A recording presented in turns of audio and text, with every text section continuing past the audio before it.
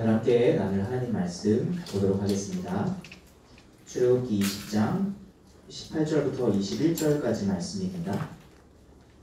출애굽기 20장 18절부터 21절까지 말씀입니다. 제가 가진 성경으로는 구약성경 113쪽에 위치하고 있습니다. 출애굽기 20장 18절부터 21절까지 한 절씩 교독하신 후에 마지막 21절 말씀 교독하시겠습니다. 뭇백성이 우레와 번개와 나팔 소리와 산의 연기를 본지라. 그들이 볼 때에 떨며 멀리 서서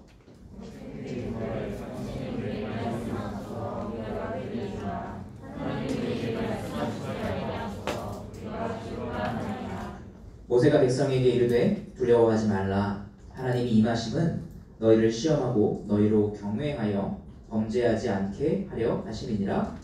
백성은 멀리 서 있고 모세는 하나님이 계신 흑암으로 가까이 가니라. 먼저 드린 예물 위해서 제가 기도하겠습니다. 하나님 아버지, 장마로 인해서 비가 많이 오는 가운데에서도 안전하게 우리를 이 자리로 이끌어 주심에 감사하고, 뿐만 아니라 우리가 이렇게 매주 모여서 예배를 드리고 있음에도 불구하고 우리 가운데 코로나 바이러스에 걸린 사람이 없게 하심에 또한 감사합니다. 하나님, 참으로 우리가 이러한 상황 가운데에서 우리가 이 땅을 살아가는 시민으로서의 역할과 또한 성도로서의 역할을 우리가 잘 구분하여 그 어느 것 하나 방종하지 않고 우리가 그 양측면을 잘 아우를 수 있는 성숙한 인격의 그리스도인 될 수 있도록 주여 도와주시옵소서. 하나님 아버지, 우리가 지난주부터 십계명의 말씀을 나누기 위한 십계명에 본격적으로 돌입하기 위한 말씀을 먼저 나누고 있습니다. 그 말씀들을 통해서 우리가 앞으로 나누게 될 십계명의 말씀들을 주님께서 우리에게 그것을 주신 그 의도를 오해하지 않게 하시고, 그렇게 함으로 인해서 하나님, 우리가 참으로 주님을 섬기고 순종하는 것이 주님께서 사람에게 주신 본분일 뿐만 아니라 그것이야말로 가장 큰 자유를 나 혼자만이 아니라 우리가 함께 누릴 수 있는 그 방법이라는 것을 우리가 함께 나누며 누릴 수 있도록 주여 도와주시옵소서. 우리가 오늘도 주님께 예물을 올려드립니다. 아버지 하나님, 예물을 두고 받아주시고, 이제 곧 여름 사역이 다가오는데 우리가 하나님께 드리는 이 예물 하나하나가 모여서 결국에는 교회에서 이루어지고 있는 많은 것들이 이 예물을 통해서 이루어지고 있는 줄로 압니다. 하나님 아버지, 참으로 이 예물 하나하나 쓰이는 그 곳곳마다 주님께서 함께하여 주시고, 그것이 헛되이 사용되는 것이 단 하나도 없도록 주여 보호하고 지켜주시옵소서. 감사드리며 우리 구주 예수 그리스도 이름으로 기도합니다.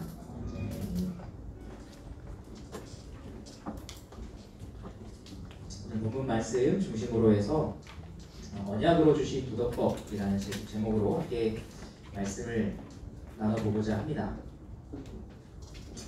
지난주부터 시작해서 우리는 십계명에 대한 말씀을 시작했습니다. 아직 본격적으로 십계명 자체에 대한 말씀을 시작하지는 않았지만 그 전에 사전 작업으로 십계명이 어떤 성격을 가지고 있는지에 대해 우리가 말씀을 나누었습니다. 그것이 무엇이었습니까? 하나님께서 모든 인류의 마음, 곧 양심에 주신 그 도덕법이 요약된 것, 요약해서 다시 주신 것, 그것이 바로 십계명이라고 했습니다. 성경에서 십계명이 명시적으로 처음 등장하는 것은 오늘 본문이 포함되어 있는 출애굽기 20장입니다. 그래서 성경을 읽는 사람들도 때때로 출애굽기 20장 이전까지는 십계명의 역할을 하는 것이 전혀 없었는데 이제서야 비로소 나타났다고 생각하기도 하고, 한편으로는 십계명은 단지 하나님을 믿는 신자들에게만 영향을 미치는 것, 구속력이 있는 것이라고 생각하기도 합니다. 그러나 십계명은 하나님께서 이전에는 전혀 없던 것을 갑자기 주신 것이 아닙니다. 타락 이전 첫사람 아담에게 주셨던 그 도덕법을 요약해서 다시 주신 것입니다. 또한 십계명은 도덕법이 요약된 것이기 때문에 십계명의 그 내용과 그것을 지켜야 하는 의무는 단지 하나님을 믿는 신자에게만 영향을 미치는 것이 아니라 모든 인류에게도 그 영향을 미칩니다. 따라서 하나님께서 이와 같은 십계명을 자신의 백성으로 부른 이스라엘에게 다시 주셨다는 것의 의미는 이스라엘 백성들이 모든 열방들에게 하나님께서 사람에게 요구하시는 의무가 무엇인지 가르칠 뿐만 아니라 삶으로 살아냄으로써 그 주변 열방들에게 알려주는 것이었습니다. 이것이 하나님께서 하나님 백성들을 제사장 나라요 거룩한 백성으로 부르셨다는 것의 의미였습니다. 이것이 지난주의 설교예요. 잠깐 다시 한번 리뷰를 해봤습니다. 그런데 여기서 우리가 오해하거나 놓쳐서는 안 되는 것이 있습니다. 이 모든 인류를 향한 도덕적인 내용을 담고 있는 이 십계명을 하나님께서 자기 백성들에게만큼은 의무가 아니라 언약이라는 방식으로 주셨다는 것입니다. 그저 지켜야 하는 의무가 아니라 언약으로 주셨다는 것이죠. 이것은 과연 무엇을 의미하는 것일까요? 오늘은 이에 대해서 말씀을 좀 나눠보도록 하겠습니다. 독일의 신학자 로이터라는 학자에 의하면 1972년 무렵에는 윤리적인 관심이 아주 약화되었다고 합니다. 전통적으로 윤리가 답해주던 것들을 과학이 모조리 가져간 상황이었기 때문이라고 해요. 특히 행동과학, 심리학, 사회과학이 그 역할을 담당했다고 합니다. 그런데 이제는 상황이 변화되었다고 그는 말합니다. 즉 다시 윤리 그 자체에 대한 관심이 증대되고 있다는 것입니다. 오늘날 유럽의 대학에서는 신학 분과뿐 아니라 철학 분과에서도 윤리를 많이 다루고 있다고 하는데 로이터는 이러한 배경을 5가지 이유로 제시합니다. 첫째는 과학기술의 발전이 오히려 문제를 야기하면서 윤리적인 관심을 증대시켰다는 것입니다. 과학의 발전으로 인해 핵개발이라던가 대량 살상 무기, 자연 파괴 등의 문제가 생겼고 여긴 당연히 어떤 의료 윤리나 어떤 생체 실험 등의 문제들도 포함될 수 있겠죠. 유전자 연구 등도 당연히 포함되겠고요. 둘째는 사회의 분화가 윤리적 관심을 증대시켰다고 합니다. 사회가 세분화될수록 그 서로 세분화된 어떤 조직 구조 안에서 갈등 문제가 야기되었기 때문입니다. 오늘날 인터넷이 발달할수록 개인들 사이의 갈등은 더욱 커지고 있다고 합니다. 그리고 그 문제들 안에는 윤리적 이슈가 개입되어 있는 경우가 허다하죠. 셋째로 자기 스스로를 구성해 나가야 하는 어떤 능동적 개인주의가 윤리적 관심을 증대시켰다고 합니다. 오늘날은 개개인에게 너무 많은 판단과 선택의 짐이 지워져 있다는 것이죠. 그래서 사람들은 자신의 윤리적인 선택에 대해 더욱 관심을 가질 수밖에 없게 되었습니다. 넷째로 종교는 더 이상 삶의 모든 영역에서 답을 제공해주는 역할을 하지 못하며 종교조차 개인이 선택해야 하는 사회의 하위 항목이 되어버렸기 때문에 윤리적인 문제가 더욱 부각되었다고 말합니다. 종교가 있더라도 종교 의식을 행하는 것만 남아있는 경우가 많고 어떤 삶의 체계로서의 종교는 그 역할을 상실했다고 말합니다. 사람들은 삶의 본질적인 질문에 대해 종교가 아니라 다른 것에서 답을 찾고 있고 윤리가 그 답을 찾을 수 있는 하나의 창구가 되고 있습니다. 5번째는 전국적 단위에 걸친 상업화와 전 지구적인 상업화의 문제가 윤리적 관심을 더욱 증대시켰다고 합니다. 오늘날 많은 나라에서는 경제가 정치보다 더 중요해지고 있는데 그러다 보니 여러 가지 환경 문제라던가 생태적 문제가 함께 부각되고 있어서 그래서 윤리가 더 중요하게 관심을 받고 있다. 이런 5가지의 의견들을 제시했습니다. 그래서인지 우리나라에서도 사회적으로 인문학과 철학에 대한 강연이 상당히 많이 늘어났고 삶에 대한 질문과 애환을 담고 있는 책들도 많이 출판되고 있는 듯 합니다. 그러면서 자연스럽게 역사 속에 존재했던 위대한 철학자들이 다시금 재조명되고 있습니다. 그 중에 한 명이 바로 서양 철학의 거두 임마누엘 칸트입니다. 칸트 이전의 모든 철학은 칸트라는 호수로 흘러들어갔고 칸트 이후의 모든 철학은 그 호수로부터 흘러나왔다고 말하는 사람이 있을 정도로 칸트가 제시한 그의 철학 사상은 서양 철학사에서 아주 중요한 위치를 갖고 있습니다. 이런 칸트가 제시한 사상 체계 속에서 그의 윤리학은 흔히 의무론이라고 불립니다.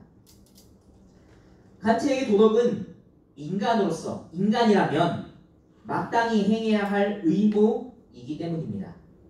따라서 당연히 이에 대한 보상은 없습니다. 만약 어떤 보상이나 대가를 바라고 선을 행한 것이라고 한다면 보상이나 대가가 주어지지 않는 상황에서는 선을 행하지 않게 될 것이고 그것은 결국 진실로 선한 것이 아니기 때문이라는 것이 칸트의 논증입니다. 따라서 칸트는 어떤 사람이 보상을 바라고 한 행위는 설사 그것이 선한 행위라고 할지라도 도덕적 가치가 없다라고 단언했습니다. 그에게 있어서 진정한 도덕적 행위는 결코 무엇인가를 얻거나 이루기 위한 수단이 되어서는 안 되고 오직 그 행위 자체 그것이 목적이 되어야 했습니다. 그리고 그는 이것이야말로 인간을 짐승과 구별해주는 것이라고 말했습니다.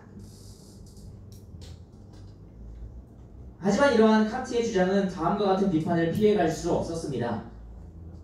과연 선한 도덕적 행위 그 자체를 목적으로 하게 만드는 동기, 그 마음의 힘은 과연 무엇으로부터 나오느냐라고 하는 것이죠. 결과적으로 칸트의 어떤 도덕률, 이 의무로는 더없이 숭고하긴 하지만 우리를 그 숭고한 땅으로 이끌고 갈 힘이 없다는 평가를 받게 되었습니다. 이러한 숭고함과 허무함을 프랑스의 사상가이자 문인인 샤를 페기는 그것은 순결한 손을 갖고 있다. 그러나 그것에는 손이 없다. 라는 의미적인 말로 표현했습니다. 그런데 알고 보면 이것은 비단 칸트의 윤리학만이 가진 특성이 아니라 사실상 우리가 알고 있는 거의 모든 도덕주의가 발딛고 있는 아주 허무한 기반입니다. 이것은 기독교 역시 마찬가지입니다. 믿음이나 은혜만을 강조해서 방종으로 흘러버린 공동체 또는 이 칸트의 의무론에 해당하는 수준에도 이루지 못하는 그 기복주의를 가르치는 공동체를 향해 숭고한 순종이나 행위를 강조하는 것으로 대안을 찾는 기독교 역시 칸트에게 있었던 비판으로부터 자유로울 수는 없습니다. 게다가 인간의 타락으로 인한 그 죄인의 비참한 상태를 믿고 있는 기독교라고 한다면 그것이 기독교라는 것을 생각해 본다면 더더욱 우리에게 근원적으로 필요한 것은 우리를 순종의 자리로 이끌어 가줄 그 힘입니다. 여러분은 순종하셔야 됩니다. 그거 중요하지만 근원적으로 그 자리로 이끌어 가줄 힘이 필요하다는 것이죠. 그래서 하나님은 특별히 자기 백성으로 부른 자들에게 그저 이 도덕법의 요약인 십계명을 지켜라 하고 던져주신 것이 아니라 그 백성들과는 언약을 맺는 방식으로 십계명을 주셨습니다. 오늘은 좀 이것에 대해서 나눠보고자 합니다. 구약시대에 하나님께서는 자신의 백성들과 다양한 언약을 맺어주셨는데 십계명을 포함한 율법도 언약의 한 종류 안에서 주셨습니다.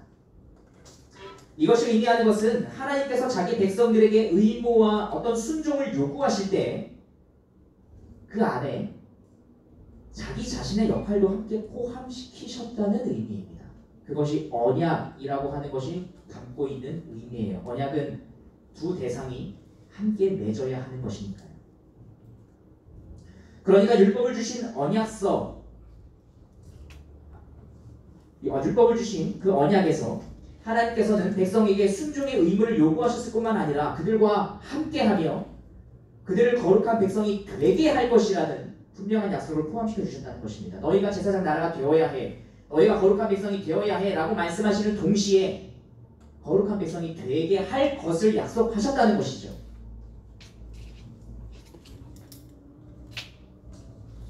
바로 이것이 기독교를 윤리나 도덕주의와 구분지어주는 분명한 경계이고 다른 어떤 도덕적인 가르침을 굉장히 강조하는 종교들과 갈라서는 확연한 분기점입니다.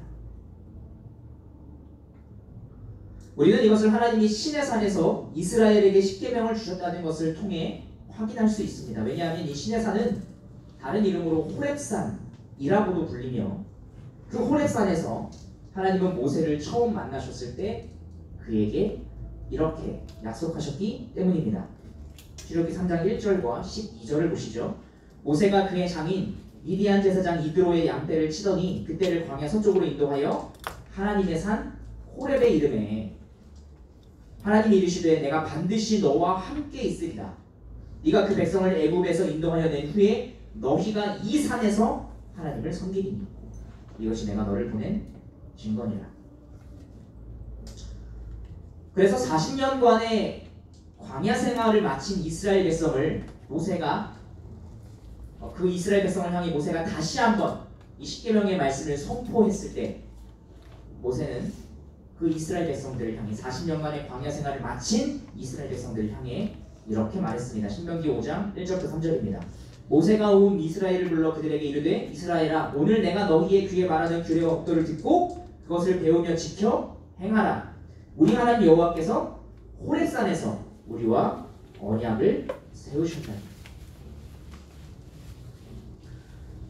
이처럼 하나님은 그저 자기 백성들에게 순종에 따르는 의무만을 요구하지 않으시고 하나님 편에서의 어떤 약속과 그에 따르는 행함이 포함되어 있는 언약이라는 방식 안에서 말씀에 대한 순종과 그에 따르는 의무를 요구하셨습니다. 그러므로 이제 우리가 살펴보아야 하는 것은 크게 두 가지입니다.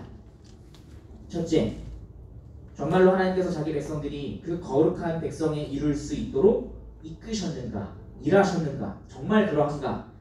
이것이 첫 번째일 것이고, 두 번째는 하나님은 신자로 하여금 순종에 이르는 그 힘과 동기를 그렇다면 구체적으로 어떻게 제공해 주시는가? 하나님께서 일하신 건 무엇이며 어떻게 신자의 마음속에서 그 힘과 동기를 일으키시는가? 이 두 가지를 우리는 살펴보아야겠죠. 우리는 이것을 살펴본 후에 다음 주부터 십계명 한 계명에 대해 알아볼 것입니다.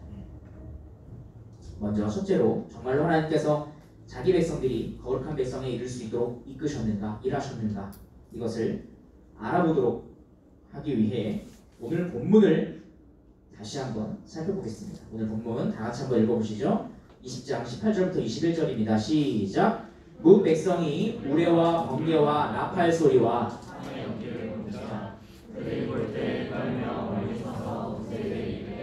당신이 우리에게 말씀하소서 우리가 들으리이다. 하나님이 우리에게 말씀하시지 말게 하소서 우리가 죽을까 하나이다. 모세가 백성에게 이르되 두려워하지 말라. 하나님이 임하심은 너희를 시험하고 너희로 경외하여 범죄하지 않게 하려 하시니라. 백성은 멀리 서 있고 모세는 하나님이 계신 흑암으로 가까이 가니라.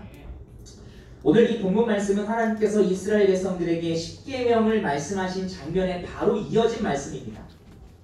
하나님께서 시내산 정상에 직접 강림하셔서 이스라엘 백성들을 향해 우려와 같은 소리로 직접 십계명을 말씀해 주시자 백성들은 두려움에 떨며 견디지 못했고 그래서 모세를 향해 당신이 하나님의 말씀을 듣고 우리에게 전달해 달라고 요청했습니다. 우리는 이 장면을 좀 더 자세히 볼 필요가 있습니다. 앞선 19장 후반부를 보면 하나님께서 시내산 정상 위에 강림하신 후에 모세뿐만 아니라 아론도 함께 시내산 정상으로 올라오라고 명하셨습니다. 그리고는 십계명을 이스라엘 백성들을 향해 직접 선포하시죠.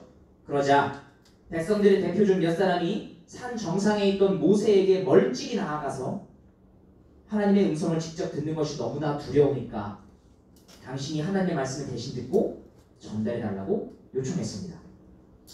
이들의 요청을 들으신 하나님은 그것을 받아들이셨고 이후로부터는 오늘 본문에 있는 것과 같이 모세만을 부르셔서 이제 출애굽기 21장부터 23장에 이르는 율법들을 이제는 모세 개인에게 알려주시고 그 모세가 백성들에게 전달하게 하십니다. 자, 이걸 정리하면 PPT로 좀 이런 형태가 됩니다. 한 장 넘겨주시겠어요? 네, 이걸 연결하긴 했는데 지금 잘 안 먹네요. 하나 더 넘겨주시죠. 네, 한 번에 쭉 넘어가네요. 이거는 그렇게 안 보이시겠지만 신의 산이에요. 산 일러스트를 제일 간단한 걸 찾아다 구해놨습니다. 신의 산이고요. 신의 산 정상 위에 하나님이 강림하셨죠. 흑암과 불 가운데 강림하셨습니다. 그래서 까만색이고 테두리는 노랗게 났어요. 쓸데없는 디테일입니다. 그리고 정상으로 모세와 아론을 부르셨고요. 그 다음에 이스라엘 백성들을 산 아래에 두셨습니다. 이게 십계명을 포함한 율법이 전달되어진 도식입니다. 하나님께서 모세와 아론을 산 정상으로 부르신 이유는 이 두 사람이 죄가 없어서 하나님을 직접 볼 수 있는 사람이었기 때문이 아니라 이 두 사람이 이스라엘 안에서 가지고 있던 역할 때문이었습니다. 이게 맡고 있던 직분 때문이었죠. 이때 당시에 왕이 없었어요. 하지만 모세가 왕과 같은 역할을 하고 있었죠. 그리고 모세는 선지자이기도 했습니다. 그런가 하면 아론은 이제 대제사장으로 임명될 거예요. 그죠? 왕과 선지자, 그리고 대제사장을 하나님은 신의 산 정상으로 부르셨습니다. 이 하나님과 백성들 사이에 선 요 존재를 우리는 중보자라고 부르고요. 요 세 가지 직분을 우리는 기름 부음 받은 자라고 말하죠. 왕도 기름 부음 받음으로 세워지고, 선지자도 기름 부음 받음으로 세워지고, 대제사장도 기름 부음 받음으로 세워지니까요. 중보자와 기름 부음 받은 자가 있네요. 요 기름 부음 받은 자를 히브리어로는 메시아라고 말하고 헬라어로는 그리스도라고 말합니다. 그러니까 하나님께서는 메시아들을 시내산 정상으로, 그리스도들을 시내산 정상으로 부르신 겁니다. 그런 후에 하나님께서는 이스라엘 백성들에게 십계명을 직접 전달하셨고요. 이제 백성들이 우리가 직접 듣기가 너무 두렵습니다. 모세를 통해서 전달해 주세요 요청하자 하나님은 그 요청을 들으시고 그 다음부터는 이제 모세를 통해서 이스라엘 백성들에게 나머지 율법을 전달해 주시는데, 우리는 요 십계명을 도덕법의 요약이라고 말했습니다. 그리고 나머지 율법들은 우리가 크게 두 가지로 구분할 수 있어요. 21장부터 23장을 하나는 의식법이고 하나는 신행법입니다. 의식법은 제사와 절기에 대한 내용을 담고 있어요. 크게 레위기라고 볼 수 있겠죠. 그리고 시민법은 이제 이스라엘이 하나의 큰 국가로서 살아가야 할 상황이 놓였기 때문에 시민적인 삶에 대해서 얘기합니다. 그래서 출애굽기 21장부터 23장을 가만히 보시면 이런 범죄 상황이 발생했을 때 어떻게 해야 되는지, 누군가가 남의 물건을 훔쳐갔을 때 그것에 대한 배상을 어떻게 해야 되고, 훔쳐간 사람에게는 어떤 벌을 주어야 하는지, 이런 법들이 주어집니다. 이것이 하나님께서 출애굽기에서 이스라엘 백성들에게 주신 율법의 내용이에요. 이렇게 도식을 해서 보면 우리는 훗날 참 메시아, 참 그리스도이신 예수님을 통해서 뿐만 아니라 하나님과 하나님의 백성 사이에 선 중보자이신, 그래서 참 하나님이시자 참 인간으로서 이 땅에 오신 예수님에 의해서, 예수님은 이 두 가지를 다 만족하신 거죠. 참 하나님이시자 참 인간이신 예수님, 그리고 요 직분, 세 가지 직분을 행하시는 예수님으로서 모든 요 율법을 다 순종하셨죠. 한평생 저 모든 율법에 다 순종하는 삶을 사시다가 예수님은 죄인된 하나님의 백성들을 대신하여 십자가에 달려 죽으셨습니다. 이로 인해 도덕법과 의식법, 이 시민법은 모두 중보자이자 그리스도인 예수님에 의해 완벽하게 성취가 되었는데, 그 중에서 중보자를 통해 백성들에게 전달된 요 두 가지, 의식법과 시민법은 중보자를 통해 전달되었기 때문에 성취와 동시에 폐해지게 됩니다. 바울은 이것을 유대인과 이방인들로 구성된 교회를 설명하는 에베소서 2장에서 이렇게 말을 합니다. 에베소서 2장 13절부터 15절입니다. 이제는 전에 멀리 있던 너희가 그리스도 예수 안에서 그리스도의 피로 가까워졌느니라. 그는 우리의 화평이신지라 둘로 하나를 만드사 원수된 것 곧 중간에 막힌 담을 자기 육체로 허시고 법조문으로 된 계명의 율법을 폐하셨으니 이는 이 둘로 자기 안에서 한 세 사람을 지어 화평하게 하시고. 자, 여기서 바울이 말한 이 법조문으로 된 계명의 율법, 폐하여진 율법은 예수님의 사역으로 인해 완벽히 성취되어서 더 이상 반복할 이유가 없어진 의식법, 제사, 완벽한 제사를 단 한 번의 제사를 드리셨죠. 예수님이 자기의 육체를 제물로 삼아서. 그래서 의식법을 이제 더 이상 우리 지킬 필요가 없게 되었습니다. 뿐만 아니라 이스라엘이라는 국가 너머로 확장된 영적인 하나님 왕국의 임함으로 이제는 더 이상 필요가 없어진 시민법, 요 두 가지가 폐하였다라고 하는 것을 말씀하는 거예요. 요 두 가지는 중보자를 통해서 이스라엘 백성들에게 전달되었기 때문입니다.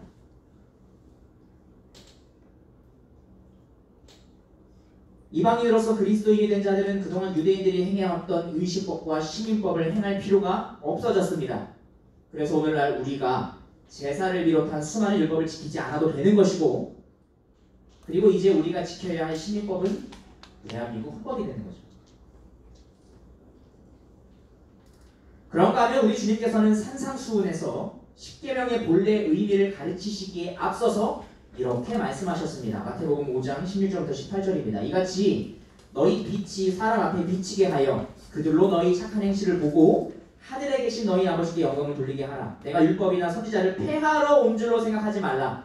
폐하러 온 것이 아니요 완전하게 하려 함이라. 자, 이렇게만 보면 앞에 있는 구절이랑 바울이 말한 에베소서의 구절이랑 뭔가 모순되는 것처럼 보이죠. 바울은 폐하여진 게 있다고 했는데 예수님은 폐하러 온 게 아니라고 말씀하셨으니까. 그죠? 여기서 예수님이 가리키시는 이 폐하여지지 않는 율법, 이것은 하나님께서 직접 백성에게 말씀하신 도덕법이에요. 중보자를 통하고 전달되지 않았기 때문에 여전히 그 효력이 남아있습니다. 중보자를 세우시고 주셨기 때문에 중보자에 의해 모두가 성취되었지만 중보자를 거치지 않고 백성에게 직접 전달되었기 때문에 이것은 영원히 폐하여지지 않는 계명입니다. 이와 같은 이유들로 인해서 십계명은, 이 도덕법은 여전히 신자들이 행해야 할 의무이자 도덕법으로 우리에게 남아있는 것입니다. 정리해보면 언약 안에 포함되지 않은 자들에게는 도덕법에 순종할 의무가 요구되고 이건 그들에게는 의무예요. 그래서 불순종 시에 그에 따르는 영원한 형벌도 있습니다. 언약 밖에 있는 사람들에게는 말이죠. 책임이 전적으로 그들에게 있어요. 사람에게 있습니다. 그래서 의무론에 이를 수밖에 없어요. 철학적 사유를 아무리 해봤자 이룰 수 있는 것은 결국 의무론일 수밖에 없습니다. 반면에 언약 안에 포함된 참된 신자에게도 도덕법에 대한 순종이 동일하게 요구가 되기는 하지만 그에 앞서는 주님의 완전한 순종, 율법의 요구에 대한 완전한 성취로 인해 먼저 영원한 형벌로부터 자기 백성을 벗어나게 하신 후에 그 상태로 만들어 주시고 그 다음 순종할 의무를 요구하십니다. 따라서 이 순종으로 이끄는 것은 단지 의무가 아니라 받은 은혜에 대한 반응, 그것을 특별히 우리는 사랑이라고 하죠. 언약 안에 있는 사람들이 순종에 이르는 것은 결국 사랑 때문이고 언약 밖에 있는 사람들이 순종에 이르러야 하는 것은 그것이 의무이기 때문입니다. 그래서 주님은 이렇게 말씀하셨어요. 요한복음 14장 15절입니다. 너희가 나를 사랑하면 나의 계명을 지키리라. 이처럼 언약 밖에 있는 자와 언약 안에 있는 자에게 도덕법은 동일하게 요구되고 있지만 전혀 다른 조건에서 요구됩니다. 그래서 우리는 도덕법에 순종할 수 있는 것도 우리의 의지, 물론 중요하죠. 하지만 그 이전에 은혜로부터 비롯되는 것이라는 사실을 반드시 기억해야 합니다. 이것이 하나님께서 자기 백성들에게만큼은 도덕법을 언약으로 주셨다는 것에 대한 의미예요. 그럼 이제 다음으로 좀 넘어가 보죠. 둘째입니다. 하나님의 일하심이 신자로 하여금 순종에 이르는 그 동기와 힘을 구체적으로 어떻게 제공해 주고 계시느냐, 어떻게 제공해 주시는가 하는 것입니다. 이에 대해 하나님은 수백 년간 계속해서 이 순종에 실패했던 구약의 이스라엘 백성들을 향해 선지자들을 보내셔서 이렇게 말씀해 주셨습니다. 통칭 새 언약이라고 불리는 것인데 예레미야 31장 31절부터 33절입니다.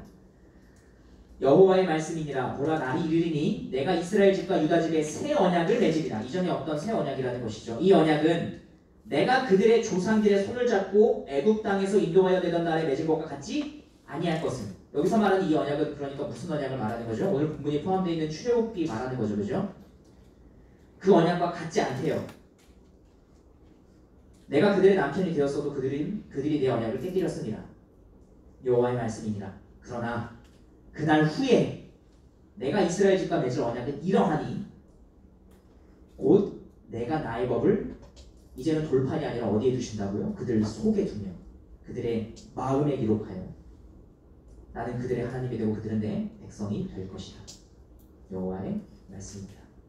이제 하나님의 계명은 우리 외부에 있는 것이 아니라 우리 내부에 기록됩니다. 이 새 언약에 대해서 설명하고 있는 또 다른 본문인 에스겔에서는 이렇게 말씀하십니다. 에스겔 36장 24절부터 27절입니다. 내가 너희를 여러 나라 가운데에서 인도하여 내고 여러 민족 가운데서 모아 데리고 고국 땅에 들어가서 맑은 물을 너희에게 뿌려서 너희로 정결하게 하되 곧 너희 모든 더러운 것에서와 모든 우상 숭배에서 너희를 정결하게 할 것이며 또 새 영을 너희 속에 두고 새 마음을 너희에게 주되 너희 육신에서 굳은 마음을 제거하고 부드러운 마음을 줄 것이며 또 내 영을 너희 속에 두어 너희로 내 율례를 행하게 하리니 너희가 내 규례를 지켜 행할지라. 그러니까 이 새 언약에 대한 요 두 구절, 두 선지자를 통해 말씀해 주신 요 두 구절을 종합해 보면 하나님은 자기 백성들에게 새 영을 보내주셔서 성령을 보내주셔서 그 영이 죄인의 굳은 마음, 그러니까 완악한 마음을 부드럽게 새롭게 하시고 그렇게 새롭게 된 마음에 이전에는 돌판에 기록해 주셨던 십계명을 기록해 주신다는 것입니다. 그러니까 하나님의 사역은 단지 우리가 해야 할 의무만을 가르치시고 요구하시는 것이 아니라 그에 앞서서 우리의 마음을, 그래서 우리의 존재를 새롭게 바꿔주시고 그 후에 의무를 요구하신다는 것이죠. 그래서 바울은 새 영, 성령에 의해 마음이 새롭게 된 사람을 향해 새로운 피조물이 되었다고 선언하는 것입니다. 그리고 이러한 의미에서 주님도 아까 말씀드렸듯이 십계명의 의미를 가르치신 그 산상수훈을 시작하면서 이렇게 말씀하신 것입니다. 마태복음 5장 1절부터 10절입니다. 예수께서 우리를 보시고 산에 올라가 앉으시니 마치 모세와 아론이 시내산 정상에 올라간 것과 비슷하죠. 그 산 정상에서 예수님 제자들이 예수님께 나아갔습니다. 입을 열어 가르쳐 이르시되 심령이 가난한 자는 복이 있나니 천국이 그들의 것이며 애통하는 자는 복이 있나니 그들이 위로를 받을 것이며 온유한 자는 복이 있나니 그들이 땅을 기업으로 받을 것이요 의에 줄이고 목마른 자는 복이 있나니 그들이 배부를 것이며 긍휼히 여기는 자는 복이 있나니 그들이 긍휼히 여김을 받을 것이며 마음이 청결한 자는 복이 있나니 그들이 하나님을 볼 것이며 화평하게 하는 자는 복이 있나니 그들이 하나님의 아들이라 일컬음을 받을 것이며 의를 위하여 박해를 받은 자는 복이 있나니 천국이 그들의 것입니다. 우리가 흔히 팔복이라고 부르는 것인데 여기 등장하는 이 복을 받는 자들은 8종류의 사람을 말씀하는 게 아닙니다. 그러니까 나는 심령이 가난한 자야. 그러니까 나에게는 천국이라고 하는 복이 임하겠구나. 나는 애통하는 자야. 그러니까 나에게는 뭔가 위로를 받을 것이야. 이게 아니에요. 이것은 8종류의 사람을 말씀하는 것이 아니라 성령으로 새로운 마음을 가지게 된 사람의 마음은 이와 같다는 걸 말씀해 주시는 것입니다.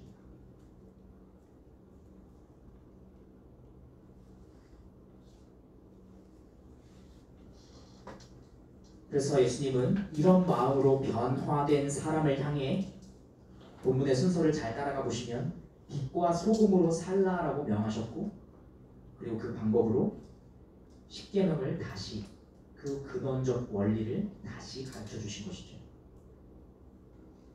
이것이 하나님께서 언약 안에 있는 자기 백성에게 행하신 구체적인 사역입니다. 하나님께서는 여러분의 마음을 본질적으로 바꿔주셔서 그로부터 동기와 힘이 샘솟게 하십니다. 사실 본래는 여기서 한 발 더 나아가서 이것이 한 개인에게 이루어진 일이라고 한다면, 그렇다면 과연 교회는 어떤 역할을 하고 있는가, 공동체에 대해서 함께 살펴보아야 합니다. 그리고 원래 거기까지 하려고 했어요. 하지만 이 부분은 여름밤 예배를 기대하며 남겨보도록 하겠습니다. 그때 와서 들으세요. 교회의 역할과 기능, 그리고 존재 목적, 이것에 대해서 깊이 알아볼 수 있는 시간이 되기를 소망합니다. 지난주 말씀을 통해서 우리는 십계명이 모든 인류를 향한 도덕법의 요약이라는 것을 함께 나누었습니다. 그리고 오늘은 하나님께서 자기 백성으로 부른 자들에게는 언약이라는 방식으로 십계명을 주셨다는 것을 또한 나누어 보았습니다. 언약이라는 방식으로 십계명을 주셨기 때문에 순종에 대한 의무를 요구하시면서도 동시에 하나님 편에서도 일하십니다. 우리를 영원한 형벌로부터 벗어나게 하신 후에 순종을 요구하시고, 우리의 존재를 변화시켜 주신 후에 순종을 요구하십니다. 따라서 불순종에 따르는 인생의 채찍은 있을지언정 우리를 영원히 내버리시진 않으십니다. 또한 교회를 허락하셔서 성도의 교제와 권징을 통해 위로와 회개의 자리로 갈 수 있도록 마련해 놓으셨습니다. 이러한 언약 관계 위에서 다음 주부터 본격적으로 십계명의 말씀을 함께 나누도록 하겠습니다. 기도하고 함께 좀 찬양하고 또 기도하는 시간 갖도록 하겠습니다.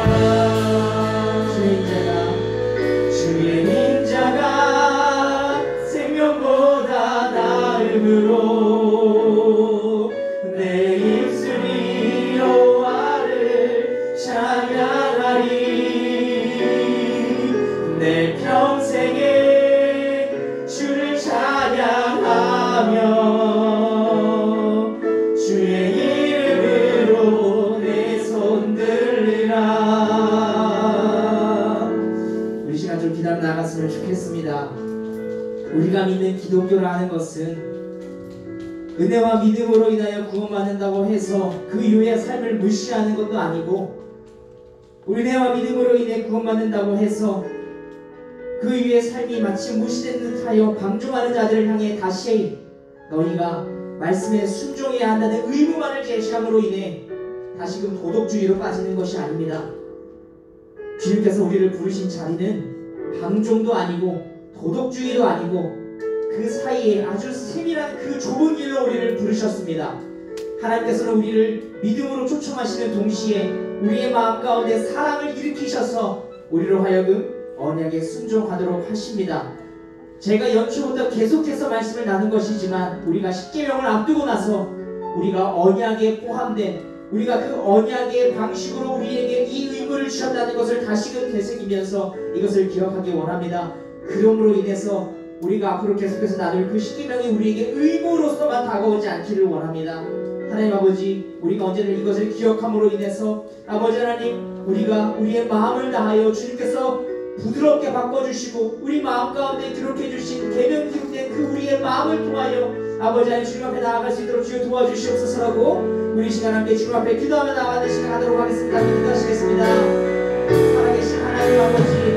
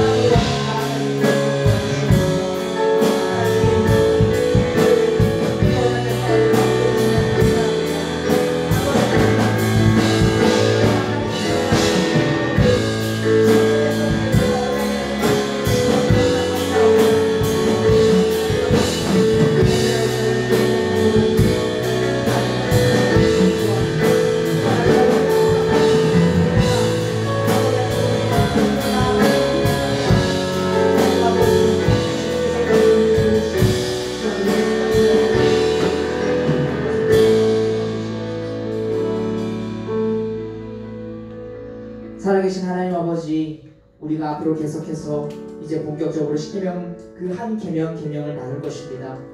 하나님 아버지, 우리가 그 계명들을 나눌 때에 때때로 우리 마음 가운데 찔림이 있고 때때로 우리 마음 가운데 주님께서 회개로 이끌어 주시는 그 귀한 마음이 있을 것이라 여겨집니다. 그런데 주님, 그 마음들을 통해서 결국 우리가 이르러야 할 지점은 단지 이것이 의무이기 때문에 지켜야만 하는 것이 아니라 결국 언제나 주님께서 우리에게 요구하시는 것, 그 사랑으로 인하여 아버지 하나님, 우리가 이 순종의 의무에 이르게 된다는 것을 오늘 말씀을 통하여 기억하고 아버지 하나님, 그 후에 우리가 계명의 말씀들을 드릴 수 있도록 주여 도와주시옵소서.